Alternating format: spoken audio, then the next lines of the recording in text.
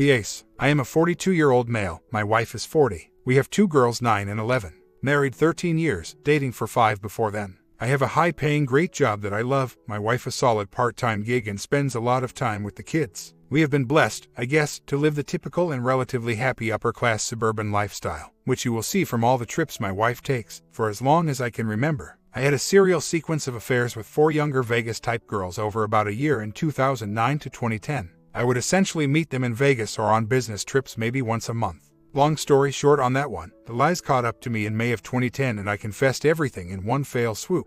I know now from reading this forum how rare that is, but for whatever reason that's just how I'm wired, which has its pros and cons. We reconciled over the second half of 2010 and I felt things were back on track in 2011. Our biggest issue, other than the infidelity, has been an anger problem that sometimes rears its head for me, though things have improved over the past 5 years and dramatically in the past year. Fast forward to the present, it turns out my wife had an entitlement, revenge-type affair in 2011 that lasted in various forms until last summer. She has been trickling out the truth now in 3 versions starting in August of last year. Typical story, I grabbed her iPad with a little suspicion over a recent girls' trip and found some texts implying her girlfriends arrived a day later than she did. I confronted her and got V1 of the story, below. I almost believed it, amazing when I look back, but it was so patently absurd that even naive me, with no education from outside, managed to call BS and was able with a small amount of sleuthing and pressure to get her to confess to V2 in a matter of weeks. I obviously didn't handle this well, but one thing we did right was send a NC note to AP right away, and I'm as certain as I can be there has been no contact since. Our marriage and bonding have actually been better than ever this past year. V2 of story lasted from mid-August of last year until yesterday. I initially had some suspicions but let them go in time. It wasn't until a couple of weeks ago I stumbled upon this book and read time and time again that cheaters always trickle out the truth. When adults in an affair have had slept together, they have slept together at each opportunity, rarely are protection used. As you see below, V2 had all of these flaws and so I doubled down my detective work mostly around email backups, pushed her hard on inconsistencies, and yesterday got to V3. I'm still not handling this as generally prescribed, but frankly there are just some things I can't bring myself to do. V1, an odd obsession. She met AP at a bar on a girls' trip in February 11th when he was also on vacation. They live halfway across the country from each other. He's about our age, handsome, fun, bachelor lifestyle, semi-famous. You can Google him, but nobody does except my wife. That night ended in a drunken kiss on the dance floor. They hung out Sunday to watch the Super Bowl and chemistry built, but nothing else happened. She ends up becoming obsessed with the concept of this guy as a fantasy, and it consumes her for at least a year. They talk a few times a year and transition into friends. Out of the blue on June 16th he sees an Instagram post from her when she is in his city with our family, texts her to grab a friendly drink, but nothing comes of it. She then plans her 40th birthday girls trip for July 16th in his city, coincidentally, and once that was set up, she planned for her and a girlfriend to meet him for a drink the first night to get emotional closure. That girlfriend gets sick and doesn't arrive that day. She decides to go ahead with the drink, which turns into dinner as well, but they part friends late that night and she goes home alone to her hotel room. Girlfriends show up the next day, all is good. V2, one-time PA, long-time EA. February 11th trip the same. Out of entitlement, revenge she decides to schedule a fake girls trip in March 11th to see him where he lives. It is obvious what will happen on this trip in the lead-up. He sends her an X-rated pic, she reminds him to get protection, etc. Affair turns physical with a 24-hour afternoon, evening, morning tryst. He has a work trip to our city in April 11th where they hang out for the day doing outdoor activities, but no opportunity arises for bonding. Claimed he is too cheap to get a hotel, she didn't want to cheapen it by getting one herself or doing it in car, outdoors, etc. She invites him to meet her on a trip in June 16th, but he declines due to work.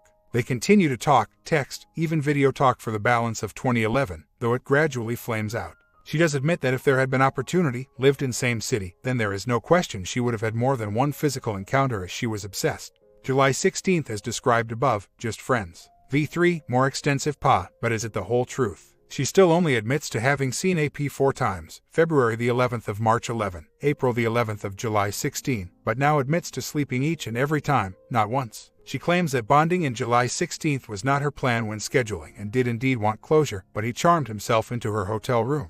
She now admits that all 4 bonding sessions were mostly if not entirely unprotected, versus careful pre-planned use of protection in the one time before. She was not on birth control for the 3 sessions in 11. She claims she did not get pregnant, have an abortion, or use the morning after pill. We both got a full STD panel today and DNA kits for the girls arrive from Amazon tomorrow. She now admits to an extensive multi-month virtual affair from after the April 11th session through the fall. He sent her X-rated pictures and videos which she kept and occasionally viewed until early 2014. That progressed to each of them sending dirty emails and texts. This progressed to dirty video calls, before she just admitted to his sending dirty pic. Less important to me, but still lies. She had previously consoled me by saying the sleeping with a P wasn't that good as she faked all her orgasms. She now admits that of course that is completely untrue. Based on my scheduling a polygraph for next Wednesday and insisting on the whole truth or divorce. She also admitted to sleeping with each of her prior 2 boyfriends at some point in the first 6 months we started dating, and kissing, etc. a random guy on a Mexico girls trip a few years later. All of this was well before we were married. Other things I'm doing. I still find it very suspicious they did not meet up more than the first 3 times in 11 given that things were so hot and heavy. I listed a dozen or so trips from 2011 present where she had opportunity to meet him and we went through them one by one and she specifically denied each one. I plan to use the polygraph, a detailed review of phone records around these opportunities, and a detailed review of email backups in the same time periods to see if I can find contradictions here. I have considered VAR, but so far in this process she has told nobody any of her secrets, no friends, not even her counselor, until after I pulled it out of her. This path seems like a lot of brain damage and work with very little return. I have an appointment with a divorce lawyer Monday to understand options. I'm wondering if some sort of fidelity-based post-nup is legal. To be clear, I do not at all want a divorce. I love my wife, at least the imagined version that doesn't cheat and lie, and my family. What I'm really interested in is advice around A. Any other ideas to ensure that I have the whole truth, this AP or any others, so I know what I'm forgiving, can decide if I should. B. Any other ideas to stop future lying and cheating. Comments. There is one thing for you to remember. She has basically in one way or another cheated on you since the 2 of you started dating. You cheated for about a year, came clean and admitted everything to your wife. Your wife has had slept in kisses from different guys since you started dating and only can somewhat clean when a poly was scheduled. She knows she will take you to the cleaners if you divorce, so why would she really care about her actions? Yes, you both cheated, but the difference in the aftermath is night and day. I'm not really sure just what it is that you are trying to get, but if it's the truth, you won't get it 100%. By this I mean, there are some details either forgotten or that some just won't share. It would be impossible for your wife to tell you everything they discussed. Nobody will remember everything they said from 2011 to now. Dirty things are easier to remember, but your wife may not want to share them with you. Getting the full truth is difficult at best. I don't think I ever got the full truth in my wife's case either. I have what I believe is very close to the full truth, but nobody really ever gets the full truth. Usually there is something held back, one small detail or on small feeling that isn't revealed. So, in my opinion, getting the full truth just isn't possible. OP responds, I do not believe I was trying to minimize my affairs or the effect they had on our marriage. I didn't spend much time in the post on it as it wasn't really where my questions were, but I did want to mention as it's clearly relevant. I'm not trying to grade or judge us against each other. We are both broken. That said, since several of you mentioned something along these lines, I will spend more time considering my role in all of this. We are both in counseling and have been for some time. It is quite helpful. As messed up as we are, we would be much worse without it. A lot of folks seem to be saying my focus on truth and prevention is misguided, and if we want to successfully reconcile, which I know I do and she says she does, then that is where our energy should be devoted. I think that is helpful advice. We are doing the poly on Wednesday. The 5-year gap is certainly disconcerting. Her story is a revenge one-night stand that quickly developed an unintended strong emotional component. He seemed to distance himself in summer of 11, and then starting in 12 she worked hard at ending her obsession. When the 16 opportunity popped up she wanted to meet him, thought it could help with closure, but at the end of the night her flesh won out. There are some facts, texts, etc. to support this last part. She claims to have planned to meet him for drinks only as she, verifiably, had dinner scheduled with a friend who was to be in town for work. She claims to have set it up this way to protect herself, but then the day before the friend told her the work trip was canceled, also verified. He is still a bachelor. She says she didn't run off with him for a variety of reasons, children. He wouldn't want to settle down, still loves me and wants marriage to work. I did consider it, but I'm not sure even who I would out him to, his baby mama. It seemed spiteful and likely useless. DNA testing kits are here and will be sent off this weekend. My comment, he considered running away with him. Do you think you could trust her to keep her pants on if they had an accidental meeting in the future? I know you want to are, but 5 years is a long time to be emotionally obsessed with another man to the point where she could not keep him out of her hotel room. He is exciting, forbidden, sexy, satisfying, and willing. You are familiar, financially secure, co-parent, and still there. It will take her a long time to get over him if she ever does. You said she tried to distance herself in 2012, but as soon as she saw him in person all that was out the window and he was back in her bed. He will always be the exciting one that got away to her. Can you handle that? Opus, I am hugely skeptical that this marriage is salvageable. The character of you both is weak. She seems to have the added flaw of dishonesty. You admitted everything and she has not. So then, here is what I suggest. Consider the first round a trial run, a dress rehearsal if you will, one that failed miserably. Set a date to be remarried and to take your vows again, only this time sit down before it and actually discuss what a vow is and whether or not the two of you are capable or even interested in taking them. I suggest that you take this very seriously and that each of you agree that the next time a vow is broken, the marriage ends. The marriage is going down the toilet. The lack of update from OP is the best evidence.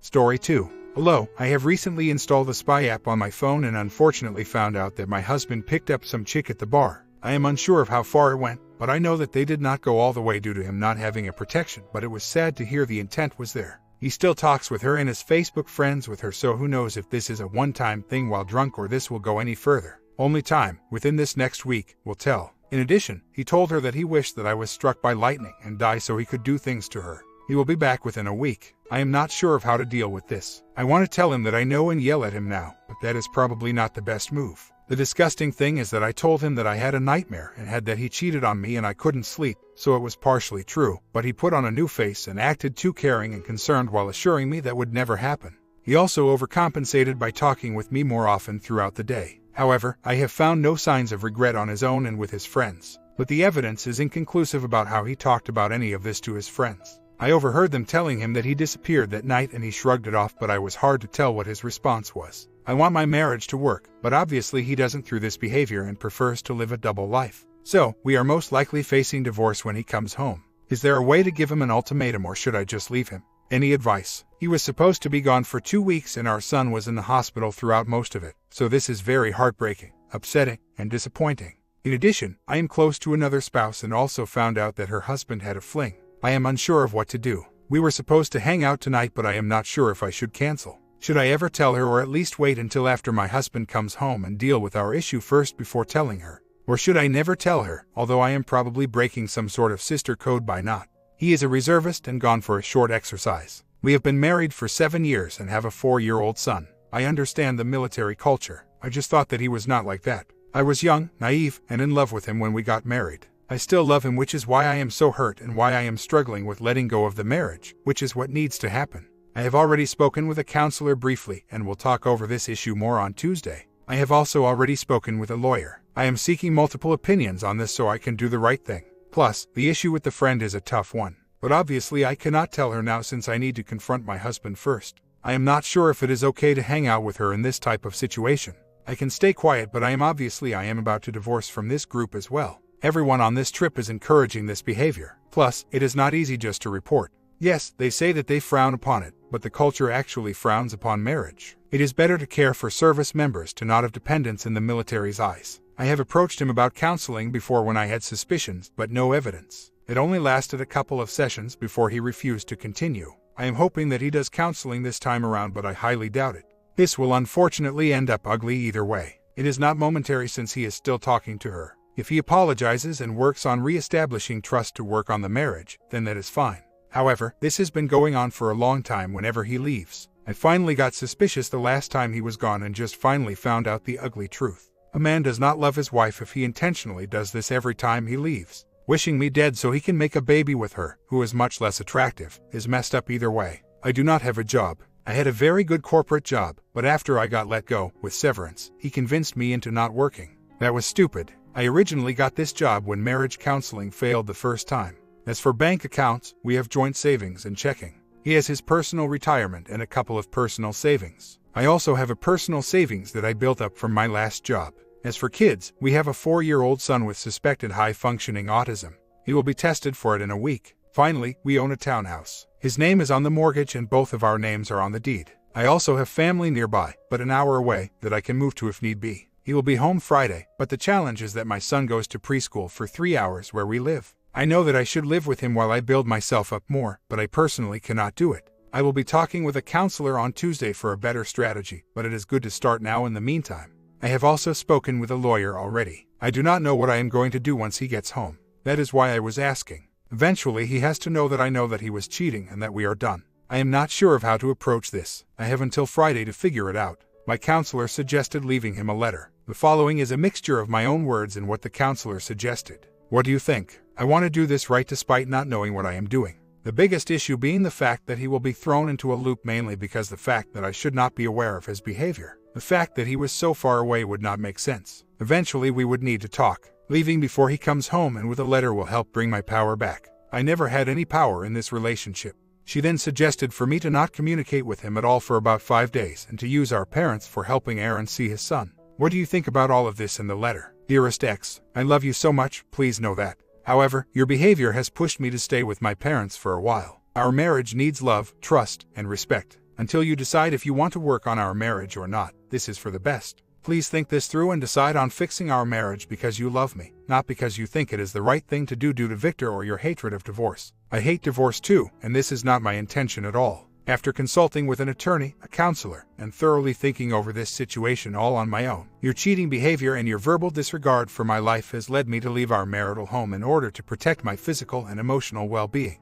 You are more than welcome and encouraged to visit our son at a time and place of your choosing. For the time being, we may have to use our parents as intermediaries. This may seem cold, but this is not my intent. This is the only way. I honestly do love you and I hope that you honestly love me too. If you do not, then it is what it is. I cannot force you to love me back. We can make this work. However, it is not working out right now between us. Please take a few weeks to decide on what you want to do with your life. This separation can be temporary. It does not have to be this end. I love you and I will be praying for this. Nonetheless, it is now up to Jesus and your heart. While thinking this over for yourself, please remember Corinthians chapter 13 verses 4 to 8 of the Bible on what love is. Love is patient. Love is kind. It does not envy. It does not boast. It is not proud. It does not dishonor others. It is not self-seeking. It is not easily angered. It keeps no record of wrongs. Love does not delight in evil but rejoices with the truth. It always protects, always trusts, always hopes, always perseveres. Love never fails. Time for an update. After a week of separation, we finally had a conversation over dinner at a restaurant. He was denying the entire time throughout the week despite me telling him that I have evidence and he needs to think it through before we talk. What made me realize that he needed to take this more seriously was him continually bragging about what he did with this girl to his single friends and coworkers, even while still separated. That was just a sign of disrespect and a slap to my face. Not once did he mention his family walking out on him and that he is alone. When someone did notice and ask, he said that we were just visiting my father. Sadly, that did not seem to be a red flag to anyone, despite him just arriving home, that we were just in the hospital for our son, and that it was Father's Day weekend. When I mentioned that was the reason for the separation, he immediately conceded, while still denying, saying that he will move out and that we can move back in with full financial support without the use of lawyers. I told him that this is a separation and not a divorce. I want this to work out, which is why we need to meet up to discuss things. Finally, when we had dinner, I went around my talking points and we especially discussed what I knew. My biggest mistake is reluctantly revealing that I bugged his phone. I should have used the pi angle. He was stunned and speechless. He said, I have to hand it to you. I have to accept this as a knockout. This will forever haunt me that I messed up this marriage. He then took his phone apart and left the battery out. He admitted defeat too quickly and I called him a wuss for caving into defeat like that.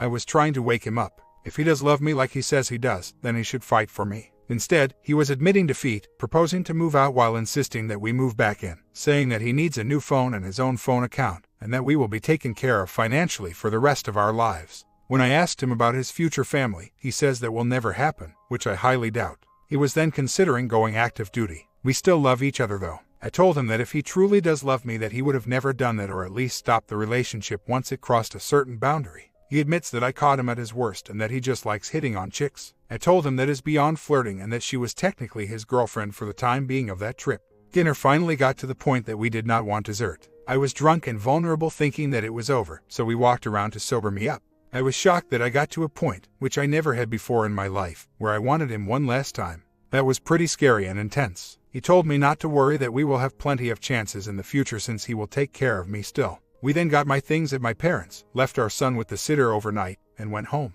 Unfortunately, it did happen while at home. So, I was stupid on a couple of occasions during this date which makes me more powerless. I never experienced that side of me before. In the morning, my husband says that he wants to try to work it out, so he is still in the house. Throughout the weekend we debated the phone situation and it is still not resolved, so he still has no phone. We agreed that he can get a new phone, but I also told him that if he separates himself from the phone bill, then he needs to separate himself from the marriage and move out. I think that he just wants to sweep this under the rug and move on. We need counseling or to talk with a pastor or something to help repair our marriage. We do not trust each other at all and I am still wounded. He promises that this will never happen again but I highly doubt it. Is there any hope for this marriage, or should I just use this time to refocus on my career? There were definitely a lot of lessons to be learned that I cannot take back. I was very nervous and desperate to leave my parents' house. It was not a supportive environment despite them offering it.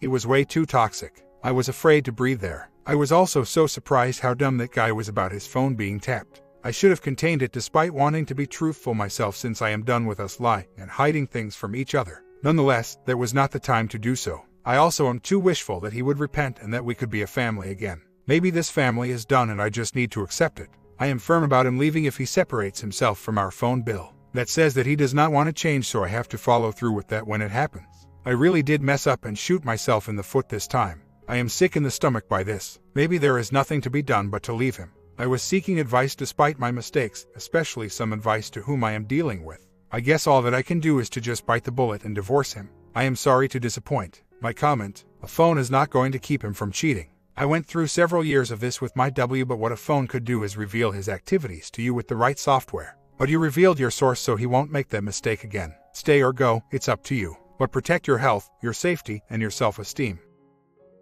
Story 3. Been lurking and taking advice since discovering WW having an emotional affair in July 2014. Been through the bonding in marriage, coping with infidelity, considering divorce, and now I'm going through a separation. Quick recap of my story. I can expound on individual events. I'm 50, wife 40, married 8 years, together 10. One son, 6 years old. Wife is somewhat narcissistic, probable borderline personality disorder, and has been estranged from parents and brother for many years. In June of 2011 I gave up and became a beta to keep my family together. After a particularly bad argument, I decided myself to give her control of the marriage and be a good husband. Good times and bad times, albeit enduring emotional abuse, until the discovery of the E in July 2014. All the signs, distance, no affection, different friends, coming home late, etc. confronted her, and WW lied. WW wanted to walk away then, but I did all the wrong things before, and we stayed together another year, with no bonding. For 3 months, August 2015, things were going much better. Communication, good times, bonding. November 23, 2015, wife turned her hand quickly after receiving a text. Left the phone on the table like always, but came back quickly and took phone with her. Checked phone bill and saw 200 texts to an unknown number since the beginning of November. Also, no good time for me since end of October. Did my research and discovered plenty of circumstantial evidence of an EA confronted and WW wants out. No remorse, no guilt. Moved out after Christmas after having her threaten to move my stuff out for me. She pays the rent, I pay the bills. Always been the agreement, so nothing changes. It's her house. Separated since then. I have my son as much if not more than her, as she works nights at a bar, part of the problem. Also, we live in a very small community, and I mean very small. My main dilemmas now, not to be confused with all the other crap going on, are what to tell people and WW wanting to be friends. She wants to put on a united front for our son. She wants to be friends and spend some time together, start over and maybe be friends. She does not want to reconcile the marriage in any way. We live in a very small tourist community. We met here, got married here, had a child here, own businesses here, know everyone here. When people ask, because people notice us not together, what do I say? She wants me to say, we've grown apart, we've changed, we want other things in life, etc. I typically say, we're no longer together. She decided she no longer wants to be married. If they're good friends and inquire further, I add, she had an inappropriate relationship, and when confronted, she decided to leave the marriage. This is what I want to say: she has been emotionally abusing me for years. After the second emotional affair, I was done. My wife lied to me, disrespected me, and broke our marriage vows. So, I've been doing a hard 180 since November. She does not want to reconcile. We do not communicate except to discuss our son. Now she wants to be friends, and I find that hard while doing the 180. She is unable to have a rational conversation, and I repeatedly suggest we can talk, but with a moderator. I am watching marital history change and fighting gaslighting.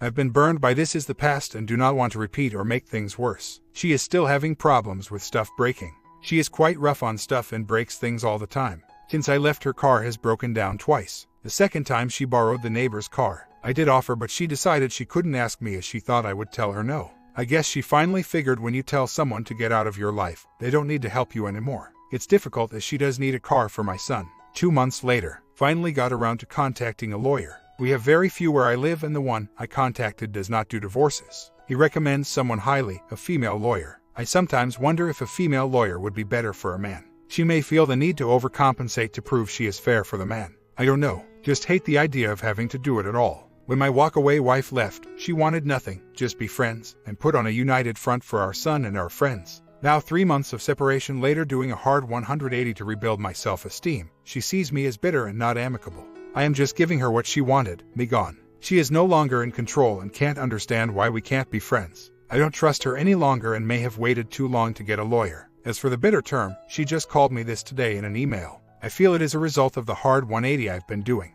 In the short reply sent I said, don't confuse bitterness with self-preservation. 2 months later, final update. Backstory. STBX has a second EA last November. When I confronted, she lied about it of course and it went underground. We separated after Christmas with no hopes of reconciliation. I have been doing a hard 180 for me but it is still hard. Found out today she met the OM while with my 6-year-old son to play soccer. She had lied about meeting him before with my son and I caught her. This is new as I was not sure she was still seeing the OM. I don't like it of course. I have never met OM. What would be some advice for me with this situation? We have no separation agreement but we do have equal custody. I want a divorce but have not started proceedings due to the high cost. I know the time will come when I have a girlfriend and my son may meet her. Right now, I am not dating as I'm still dealing with grieving from my walkaway wife. We have equal custody because we agree for our son. I also know she can do whatever she wishes but so can I at this point. Legally we are still married so we both have a say-so, as long as she gets her way. If not it can get dicey. She loves him and would never put him intentionally in danger. Sometimes she is a bit naive or lacks common sense and I see a danger where she does not.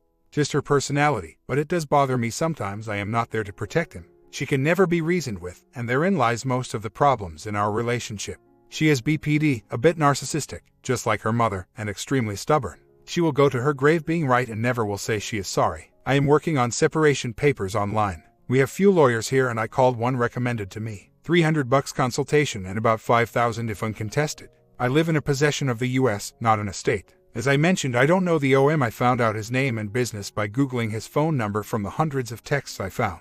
She promptly got rid of that phone and got one in her name so I have no further access. I also only assume he is married and has children from what she said when I confronted her last November. She mentioned he has family problems too like us and that's why we talk. Textbooky talk. Additionally, the OM is a different culture, race. In his culture it is generally accepted by the wife that the man will try to bed as many women as possible, and the wife is to stay home and care for the children. Here it is called inside family and outside family. Inside meaning married to and outside being illegitimate. She used to express her disgust at this aspect of the culture, but she is in a different mental place now. She needs help. I don't know whether it is the OM or my STBXW. She meets him using the excuse he is helping my son learn soccer. This may very well be the case. But this is the OM from her texting EA, possibly Pia the OM she lied about existing. The OM she was meeting while we were still together, the OM of the exit affair. I just think it is very disrespectful and it hurts. Of course, she has no respect for me or she wouldn't be a walkaway wife and wouldn't have cheated. She has plenty of time to meet OM in the day or night without my son. I just think it is an excuse to meet up and I just don't like it. And no, I don't think there is anything I can do about it. As the other posters have said, if she's not putting him in danger, I have to let it go. I do feel like asking her in an email not to do this, but I don't know how she will react. Few months later, I am better, not fixed. My comment, a sad ending, but a needed one. Just to show some wayward out there that affair does not help anyone and it takes years to recover from. Be careful of your actions.